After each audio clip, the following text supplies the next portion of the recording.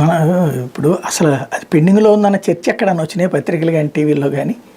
అంటే సాక్షి వాళ్ళు మాత్రం సాక్షి వాళ్ళు అదే చెప్పేది అంతే, వాళ్ళకి అవసరం ఇంకా అది అంతే. కాకపోతే బేసిక్గా పబ్లిక్ చర్చ జరగాలి కదా. ఇప్పుడు వీళ్ళ ఉద్దేశం ఏంటంటే మనకు కనబడుతున్నదల్లా కూడా సంక్షేమ పథకాలు జనం కోరుకోలేదు, అనవసరంగా ఇచ్చారు, ఎవడి కోసం ఏమన్నాడని జనమే అన్నారు. సోషల్ మీడియాలో కూడా పెద్ద ఎత్తున ట్రోల్ అయింది కదా, ఎవడబ్బా సొమ్ము ఇచ్చాడు, అసలు అడిగామా, మేము అడిగితే ఇచ్చారా, వాళ్ళంతటా వాళ్ళు ఏదో ఓట్ల కోసం ఇచ్చుకున్నారు కానీ అని వాళ్ళు ఫీల్ అయ్యారు.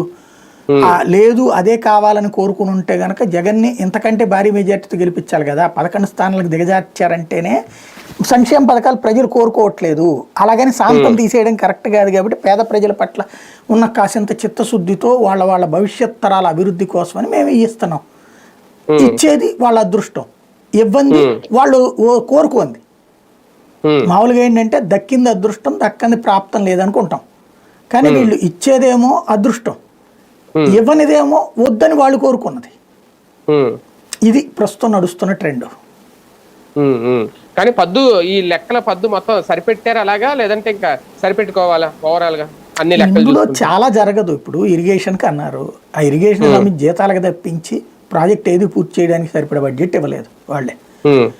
ఇప్పుడు అప్పట్లో ఏం చెప్పారు, ఎన్నికలకు ముందు ఇమ్మీడియట్ గా పూర్తయ్యే ప్రాజెక్టులు అయ్యో అవి పూర్తి చేస్తా ఉన్నారు.